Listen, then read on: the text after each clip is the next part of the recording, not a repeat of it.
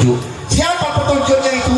Allah turunkan Nabi Muhammad, Allah turunkan sahabat Nabi Muhammad, Allah turunkan para tabi'in, Allah turunkan para ulama, Allah turunkan para guru.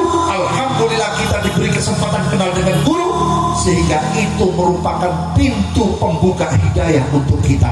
Siapa yang mau dapat taufik hidayah, deketin guru-guru kita. Bismillahirrahmanirrahim. Alhamdulillahirabbil alamin. Wa bihi nasta'inu ala umuri dunya waddin. Wassalatu wassalamu ala sayyidil mursalin Sayyidina Muhammadin wa ala alihi wa sahbihi ajma'in. Allahumma salli ala nuril anwar wa siril asrar wa tiryakil aghyar wa miftahi babil yasar Sayyidina Muhammadin al-Mukhtar wa alihi al-adhar wa ashabihi al-akhyar adada ni'amillahi wa ifdalih. Alhamdulillah, kita masih diberi kesempatan oleh Allah Subhanahu wa ta'ala untuk menemui satu bulan mulia yang tadi disampaikan oleh Kiai Haji Abdul Rahman, merupakan bulan-bulan yang diistimewakan oleh Allah, yaitu bulan Rajab. Sehingga Nabi Muhammad SAW menyatakan dalam hadis, Ar-Rajabu syahrullah wa Sya'banu syahri wa Ramadhanu syahru ummati. Bulan Rajab adalah bulannya Allah, bulan Sya'ban adalah bulanku, bulan Ramadan adalah bulannya umatku. Kenapa bulan Rajab disebut bulannya Allah? Pertama, bulan Rajab ini adalah bulan pengampunan, bulan manusia-manusia yang berharap pengampunan dari Allah, ridho dari Allah. Di sini kesempatan buat kita yang mau bertobat kepada Allah. Maka oleh karena itu disebutkan oleh seorang ulama yang soleh, yang arif billah, bahwa bulan Rajab ini adalah bulan untuk memperbaiki hubungan kita kepada Allah. Siapa yang kemarin meninggalkan sholat, sekarang sholat. Siapa yang kemarin belum tobat, sekarang tobat. Siapa yang kemarin punya kesalahan kepada Allah atau kepada hamba-hamba Allah, sekarang dia kembali bertobat kepada Allah. Maka oleh karena itu dianjurkan kita untuk membaca istighfar. Rabbighfirli warhamni wa tub alayya. Dianjurkan setiap bulan, setiap ba'da sholat isya dibaca 70 kali. Itu selama bulan Rajab. Kenapa? Satu sholawat bisa merobek-robek catatan dosa kita. Siapa yang merobek? Seluruh malaikat dikerahkan oleh Allah untuk merobek-robek seluruh catatan jelek kita. Kenapa? Dengan satu istighfar itu. Bagaimana kalau setiap habis sholat isya kita baca 70 kali? Di bulan Rajab ada satu peristiwa yang luar biasa, yaitu di Isra dan di Mi'rajkan junjungan kita Nabi besar Muhammad Sallallahu Alaihi Wasallam. Di situ Allah mengiklankan, di situ Allah menampilkan, di situ Allah memperlihatkan bahwa Nabi kita Muhammad adalah Nabi yang paling super, yang paling istimewa. Tidak ada Nabi yang diizinkan oleh Allah untuk bertemu dengan Allah secara langsung, tanpa hijab, tanpa perantara, tanpa dinding, tanpa ada horden, kecuali Nabi Muhammad SAW. Nabi Musa ketika diminta oleh umatnya, ya Musa, tolong minta kepada Tuhanmu Allah, suruh menampilkan wajahnya Allah, suruh memperlihatkan kondisi Allah supaya kami tambah beriman kepada Allah. Naiklah Nabi Allah Musa ke Gunung Turi Sina.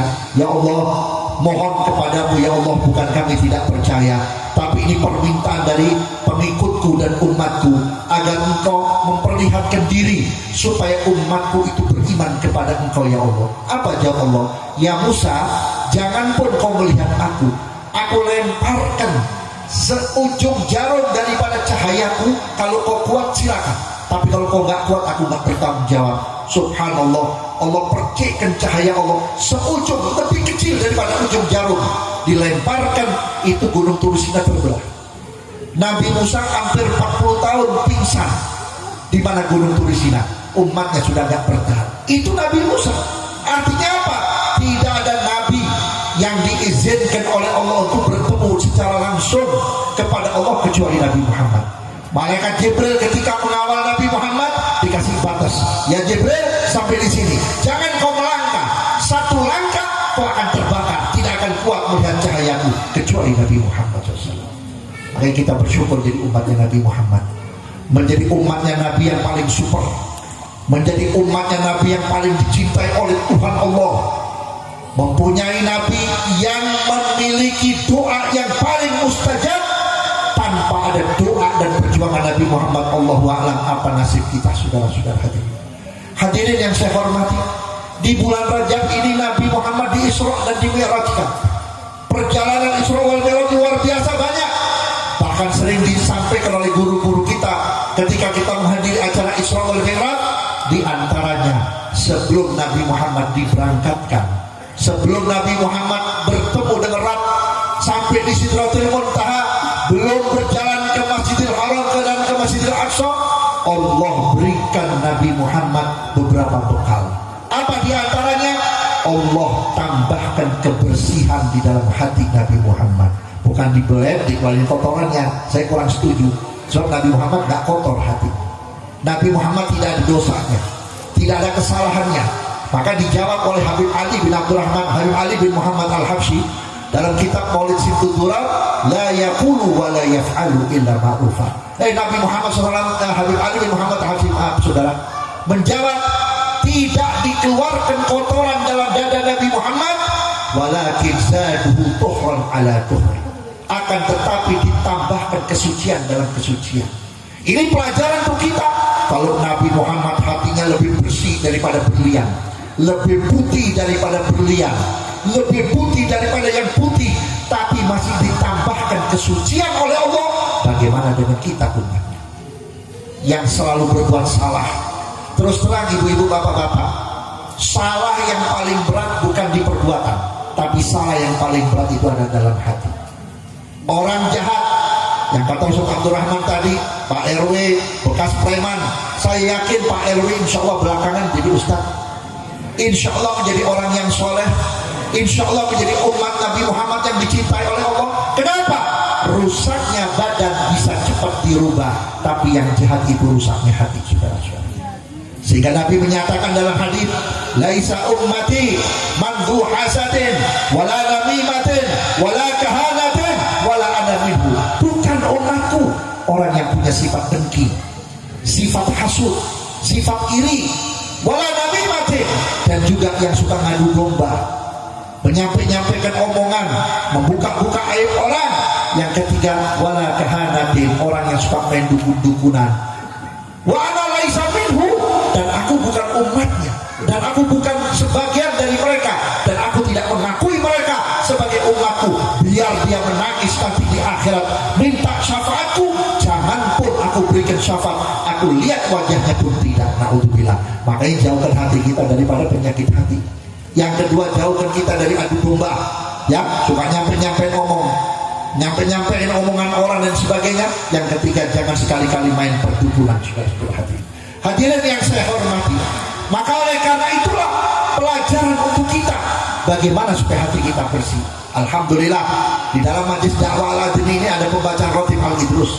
Di dalam Rotib Al-Idrus, di situ ada doa, ala ya Allah minadra minal aini rahimah tudawi kullama bi min amradin.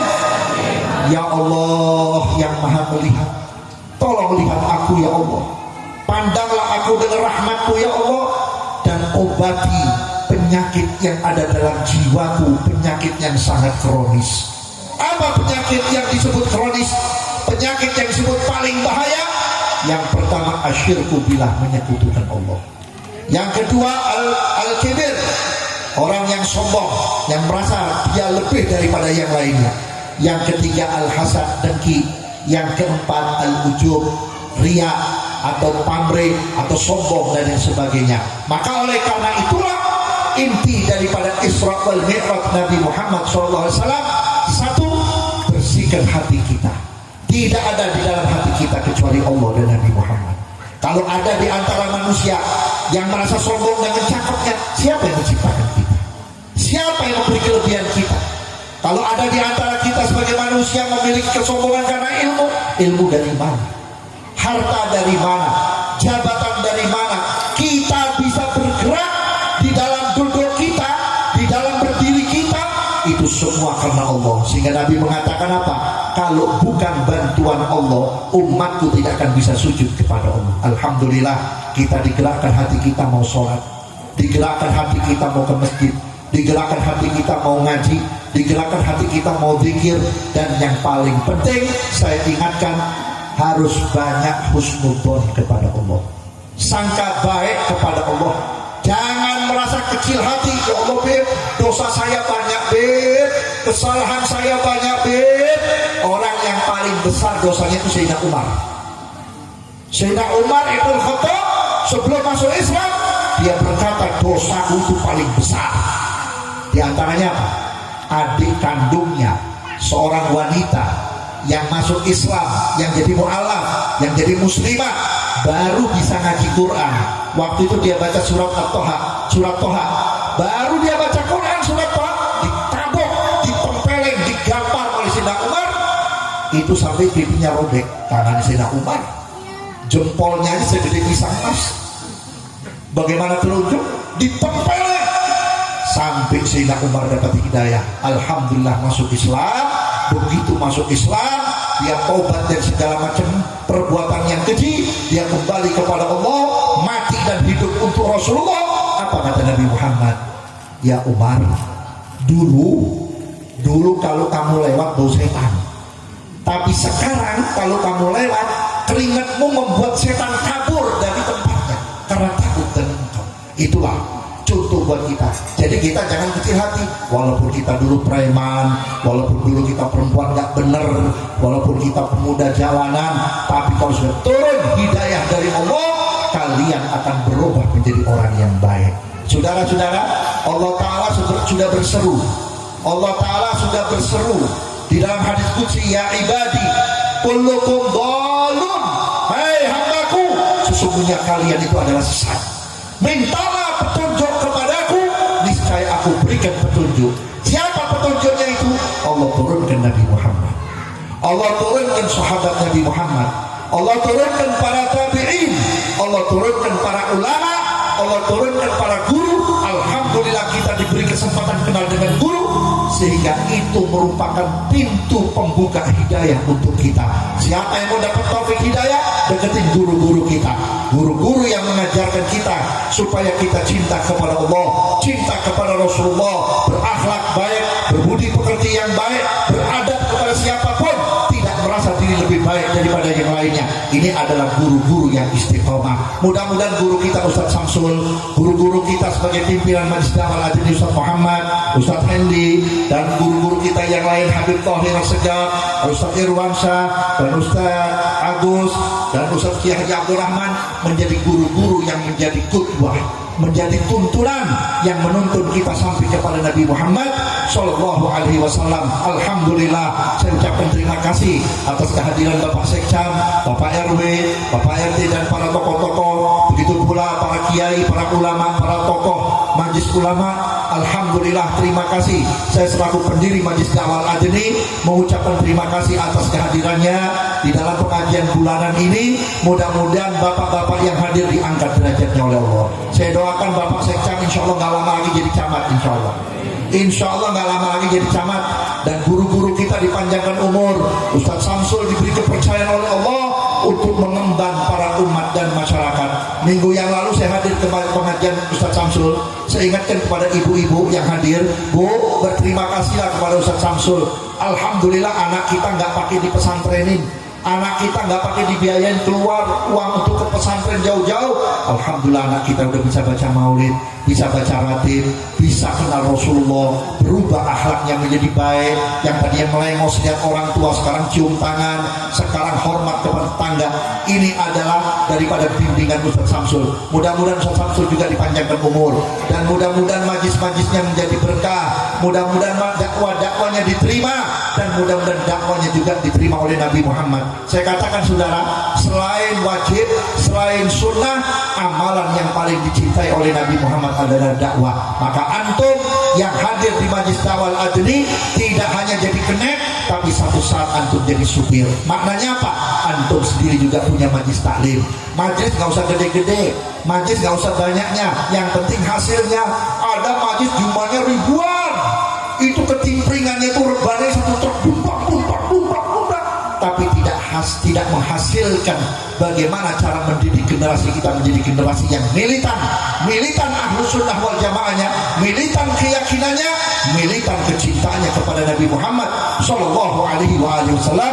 Kurang dan lebihnya mohon maaf. Assalamualaikum warahmatullahi wabarakatuh.